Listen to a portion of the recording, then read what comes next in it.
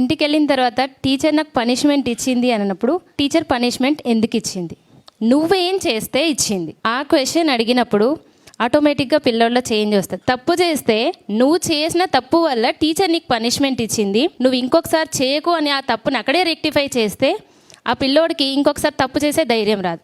అది కరెక్ట్గా parents follow అయితే ఏ పిల్లోడు ఇంటికెళ్ళి కంప్లైంట్ చేయడు, ఏ టీచర్కి పనిష్మెంట్ ఇవ్వాల్సిన అవసరం రాదు. ఈరోజు చెప్పగానే వెళ్ళి అవునా నేను టీచర్ తిట్టారా పనిష్మెంట్ ఇచ్చారా నేను వెళ్ళి అడుగుతాను. దానివల్ల పిల్లల్లో తప్పు చేసే కాన్ఫిడెన్స్ పెరుగుతుంది. నా ముందే టీచర్కి ఎందుకు ఇచ్చారు ఇలా ఏం చేశారని అడుగుతారు.